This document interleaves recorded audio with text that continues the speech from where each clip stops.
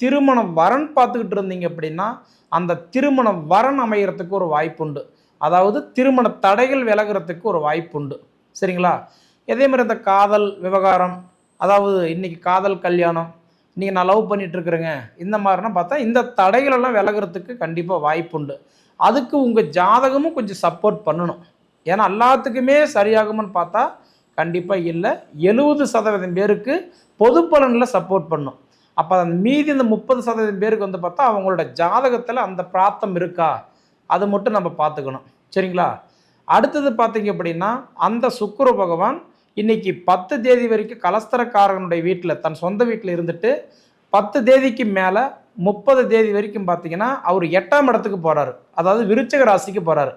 அப்படி போயிட்டாருன்னா 10 தேதி வரைக்கும் திருமணத்துக்கு உங்களுக்கு சப்போர்ட் நல்லா இருக்கும். சரிங்களா? திருமணம் மட்டும் இல்லை, அதாவது இந்த வண்டி வாகனம் வாங்கிறது, புதுப்பிக்கிறது, அதாவது வாகன யோகமும் உண்டு. சரிங்களா? வாகன யோகமும் உண்டு, திருமண யோகமும் கண்டிப்பாக உண்டு 10 தேதி வரைக்கும்.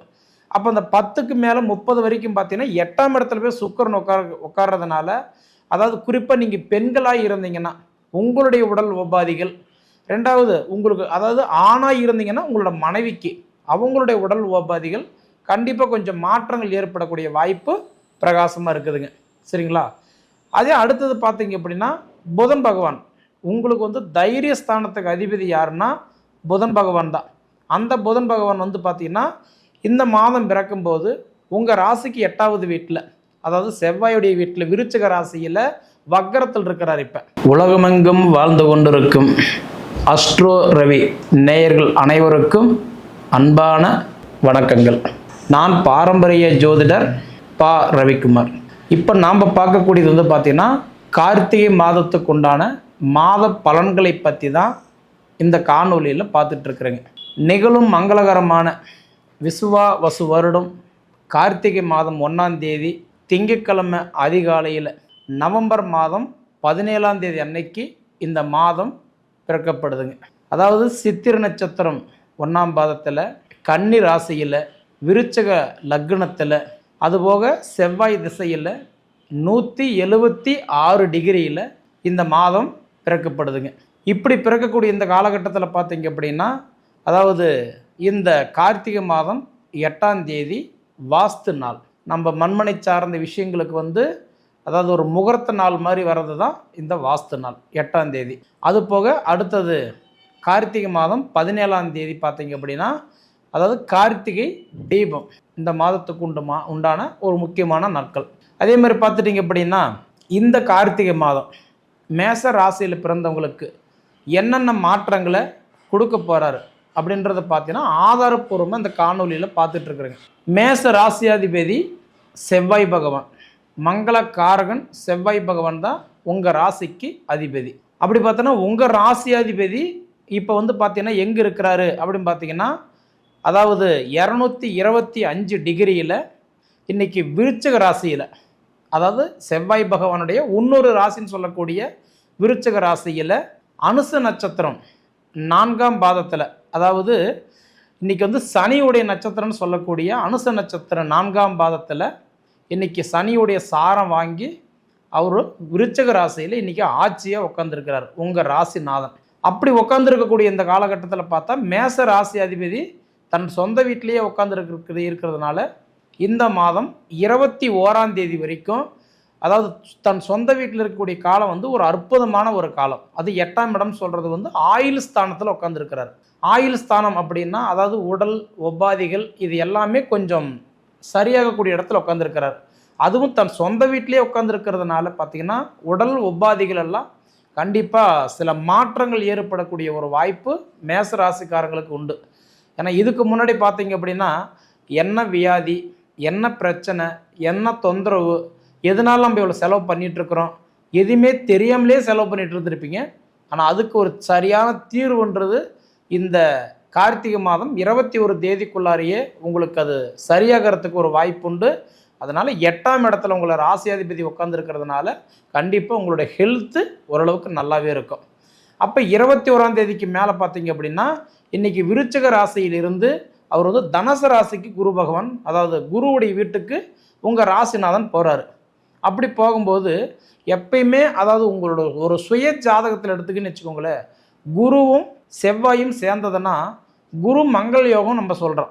அப்போ குருவுடைய வீட்டில் போய் செவ்வாய் உட்காரும்போது அந்தாண்ட ஒரு 9 நாள் அந்த பிராத்தம் உங்கள் ஜாதகத்தில், அதாவது குருவும் செவ்வாய் இணைஞ்சிருக்கான்றது மட்டும் பாருங்கள். கண்டிப்பாக இணைஞ்சிருந்ததுன்னு வச்சுக்கோங்களேன், அது குரு மங்கள் யோகம் நம்ம சொல்கிறோம். அந்த 9 நாட்கள் உங்களுடைய எதிர்பார்ப்பு ஒன்று இருக்குமில்ல, படிப்பு நல்லா இருக்கணும், தொழில் நல்லா இருக்கணும், வாழ்க்கை நல்லா இருக்கணும், வாழ்வாதாரம் நல்லா இருக்கணும், ஏதாவது நம்ம ஒரு முக்கியத்துவம் ஒன்று கொடுத்துட்டு இருப்போம்ல, அந்த விஷயம் உங்களுக்கு குரு மங்கள் யோகம் அதாவது உங்கள் சுய ஜாதகத்தில் இணைஞ்சிருந்தால் கண்டிப்பாக நீங்கள் நினச்ச காரியம் அந்த 9 நாளில் உங்களுக்கு நடக்கும். அப்போ 21 தேதி வரைக்கும் உங்களுக்கு ஹெல்த்து நல்லாயிருக்கும். அது 21லேருந்து 30 தேதி வரைக்கும் பார்த்தீங்க அப்படின்னா உங்களுடைய அதாவது எதிர்பார்ப்பு உங்களுக்கு சக்ஸஸ் ஆகும். சரிங்களா? அப்போ அது போக பார்த்தீங்கன்னா சுக்கிர பகவான் பொதுவாக பார்த்தீங்கன்னா அவர் தன்னோட சொந்த வீட்டில் இருக்கிறார். ரிஷப ராசிக்கும் துலா ராசிக்கும் அதிபதினு சொல்லக்கூடிய சுக்கிர பகவான் அவர் தன் சொந்த வீட்டிலேயே உட்காந்துருக்கிறார், அதாவது துலா ராசியில். அப்போ இந்த கார்த்திகை மாதம் 10 தேதி வரைக்கும் அவர் தன் சொந்த வீட்டில் இருப்பார். மேச ராசிக்காரர்களுக்கு எப்பயுமே கலசர ஸ்தானத்துக்கு அதிபதி யாருன்னு பார்த்தீங்கன்னா துலா ராசி, அதாவதுன்றது சுக்கிரன் தான். அவரு தான் உங்களுக்கு எப்பயுமே கலஸ்தர காரகனே. அவர் தன் சொந்த வீட்டிலேயே வரக்கூடிய ஒரு அற்புதமான வாய்ப்பு பார்த்தீங்கன்னா இந்த கார்த்திகை மாதம் 10 தேதிக்குள்ளார திருமணம் வரன் பார்த்துக்கிட்டு இருந்தீங்க அப்படின்னா அந்த திருமணம் வரன் அமைகிறதுக்கு ஒரு வாய்ப்புண்டு. அதாவது திருமண தடைகள் விலகிறதுக்கு ஒரு வாய்ப்புண்டு. சரிங்களா? அதே மாதிரி இந்த காதல் விவகாரம், அதாவது இன்றைக்கி காதல் கல்யாணம், இன்றைக்கி நான் லவ் பண்ணிகிட்ருக்குறேங்க, இந்த மாதிரினா பார்த்தா இந்த தடைகளெல்லாம் விலகிறதுக்கு கண்டிப்பாக வாய்ப்புண்டு. அதுக்கு உங்கள் ஜாதகமும் கொஞ்சம் சப்போர்ட் பண்ணணும். ஏன்னா எல்லாத்துக்குமே சரியாகும்னு பார்த்தா கண்டிப்பாக இல்லை. 70% பேருக்கு பொது பலனில் சப்போர்ட் பண்ணும். அப்போ அந்த மீதி இந்த 30% பேருக்கு பார்த்தா அவங்களோட ஜாதகத்தில் அந்த பிராத்தம் இருக்கா, அது மட்டும் நம்ம பார்த்துக்கணும். சரிங்களா? அடுத்தது பார்த்தீங்க அப்படின்னா அந்த சுக்கிர பகவான் இன்னைக்கு 10 தேதி வரைக்கும் கலஸ்தரக்காரனுடைய வீட்டில் தன் சொந்த வீட்டில் இருந்துட்டு 10 தேதிக்கு மேலே 30 தேதி வரைக்கும் பார்த்தீங்கன்னா அவர் 8ஆம் இடத்துக்கு போகிறாரு, அதாவது விருச்சிக ராசிக்கு போகிறாரு. அப்படி போயிட்டாருன்னா 10 தேதி வரைக்கும் திருமணத்துக்கு உங்களுக்கு சப்போர்ட் நல்லா இருக்கும். சரிங்களா? திருமணம் மட்டும் இல்லை, அதாவது இந்த வண்டி வாகனம் வாங்கிறது, புதுப்பிக்கிறது, அதாவது வாகன யோகமும் உண்டு. சரிங்களா? வாகன யோகமும் உண்டு, திருமண யோகமும் கண்டிப்பாக உண்டு 10 தேதி வரைக்கும்.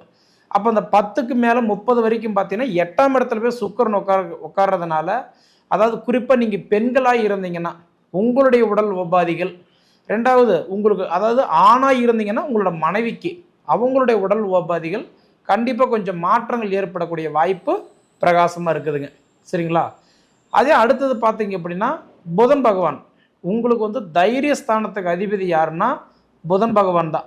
அந்த புதன் பகவான் பார்த்தீங்கன்னா இந்த மாதம் பிறக்கும்போது உங்கள் ராசிக்கு 8வது வீட்டில், அதாவது செவ்வாயுடைய வீட்டில் விருச்சிக ராசியில் வக்கரத்தில் இருக்கிறார்.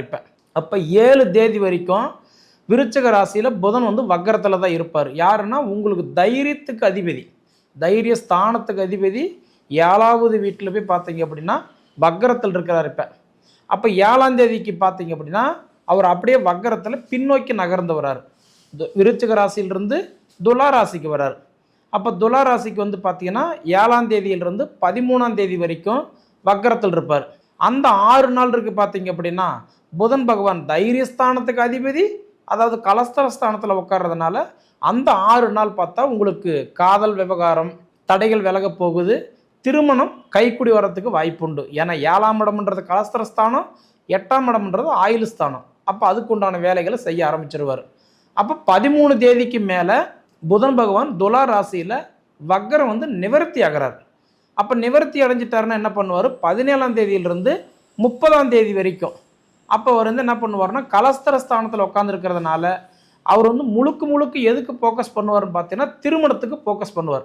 அதாவது திருமண தடைகள் விலகிறது, திருமணம் பண்ணிவிட்டு டைவர்ஸ் ஆகி பிரிஞ்சு போனவங்களுக்கு மறுமணம் அமைகிறது, இல்லை ஒரு வீட்டில் 2 கதவு போட்ட மாதிரி பிரச்சனையாகவே வாழ்கிறது, ஒரு அண்டர்ஸ்டாண்டிங் இல்லாத நீ என்ன சொல்கிறத நான் என்ன கேட்குறது அப்படின்ற மாதிரி இந்த மாதிரி ஒரு சுச்சுவேஷனில் இருக்கிறவங்களுக்கு எல்லாமே அந்த தடைகளெல்லாம் ஓரளவுக்கு விலகிறதுக்கு வாய்ப்புண்டு 13ஆம் தேதியிலிருந்து 30ஆம் தேதி வரைக்கும். அடுத்தது பார்த்தீங்க அப்படின்னா உங்களுக்கு சூரியன் எப்பயுமே உங்களுக்கு புத்திர ஸ்தானத்துக்கு அதிபதி யாருன்னா சூரியன் தான். பூர்வ புண்ணிய ஸ்தானம். அந்த புத்திரஸ்தானம் பூர்வ புண்ணிய ஸ்தானத்தில் ராகுவோ கேதுவோ இருந்தால் கடுமையான புத்திர தோஷம், குருவோ சனியோ இருந்தால் குழந்தை பாக்கியம் தாமதப்படுத்தி தான் பிறகு கொடுப்பான். அப்போ உங்கள் ஜாதகம் 5ஆம் இடம் நல்லா இருந்துருச்சா, புத்திரஸ்தானத்துக்கு அதிபதி 8ஆம் இடம் ஆயுள் ஸ்தானத்தில் அதே மங்களகாரகன் செவ்வாயோட வீட்லேயே உட்காந்துருக்கிறதுனால கண்டிப்பாக உங்களுக்கு புத்திர செல்வம் பெருகிறதுக்கு ஒரு வாய்ப்பு உண்டு இந்த மாதம் முழுவதுமே. ஏன்னா இந்த எப்பயுமே சூரியன் பொறுத்த வரைக்கும் ஒரு மாதம் முழுவதும் ஒரே வீட்டில் தான் உட்காந்துருப்பார், இடையில மாற மாட்டார். அப்போ உங்களுக்கு 8ஆம் இடத்துலேயே உட்காந்துருக்கிறதுனால 8லேயும் கெட்டிடும் ராஜயோகம் நல்ல பலன்களை கண்டிப்பாக கொடுத்துருவார். அது போக உங்களுக்கு குரு பகவான் இப்போ வந்து பார்த்தீங்க அப்படின்னா உங்கள் ராசிக்கு 3ஆம் இடத்துல தைரியஸ்தானத்தில் இருந்த குரு பகவான் அதிசாரம் வாங்கி கடகராசிக்கு போய் உச்சத்தில் உட்காந்துருந்தார்.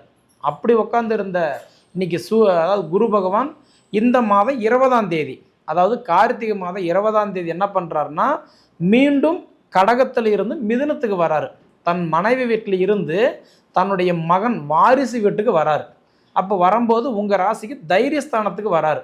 அப்படி வரதுனால 20 தேதி வரைக்கும் உச்சமடைஞ்சு உங்களுக்கு இந்த மண்மனை சார்ந்த விஷயங்களுக்கு சப்போர்ட் பண்ணுறாரு. அடுத்தது பார்த்தீங்க அப்படின்னா மிதுன ராசிக்கு 20 தேதிக்கு மேலே வந்துட்டாருன்னா அந்த 10 நாள் இருக்குது பார்த்தீங்களா, அப்போ என்ன பண்ணுறாரு அப்படின்னா உங்களுக்கு அதாவது எந்த காரியத்தில் நீங்கள் அதிகமாக ஒரு கவனம் செலுத்துகிறீங்களோ அந்த விஷயத்துக்கு உங்களுக்கு சப்போர்ட் பண்ணுவார். எப்படி பார்த்தாலும் குரு வந்து இந்த மாதம் உங்களுக்கு சப்போர்ட் பண்ணுவார், நல்லதே செய்வார். அடுத்தது பார்த்தீங்கன்னா சனி பகவான் இப்போ உங்கள் ராசிக்கு 12ஆம் இடத்துல சனி இருக்கிறாரு. கிட்டத்தட்ட ஜூலை மாதம் 13ஆம் தேதியே சனி வந்து வக்கரத்துக்கு போயிட்டார். அப்போ நவம்பர் 28 வரைக்கும், அப்போ இந்த கார்த்திகை 12 தேதி வரைக்கும் இப்போ சனி வந்து வக்கரத்தில் இருக்கிறார். 12ஆம் தேதி சனி வக்கரம் நிவர்த்தி அடைகிறார்.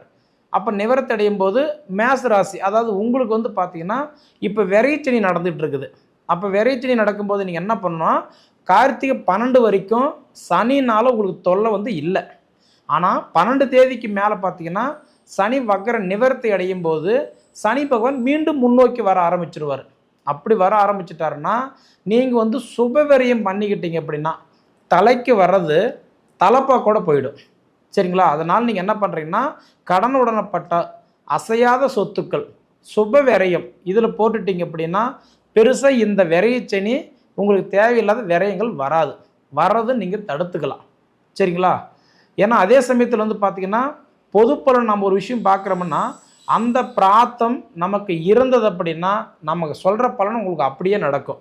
சப்போஸ் அதே உங்கள் சுய ஜாதகம் கொஞ்சம் மாறி இருந்தால் அதுக்கு தகுந்த மாதிரி தான் பலன்கள் மாறும். சரிங்களா? அதனால் நீங்கள் இதை அனுபவித்து பார்த்து சொல்லுங்கள். சரி நேயர்களே, இதுபோல் காணொலிகள் உங்களுக்கு பிடிச்சிருந்தது அப்படின்னா நம்ம சேனலை சப்ஸ்கிரைப் பண்ணிக்கோங்க, உங்கள் நண்பர்களுக்கு ஷேர் பண்ணுங்கள். நீங்கள் சொல்ல வர வேண்டிய விஷயம் கமெண்டில் சொல்லுங்கள், நான் தெரிஞ்சுக்கிறேன். அது போக உங்கள் பொன்னான நேரத்தை ஒதுக்கி இவ்வளவு நேரம் என்னோட காணொலியை நீங்கள் முழுமையாக பார்த்ததுக்கு மனசிலிருந்து கேட்டுக்கிறேனுங்க. நன்றி.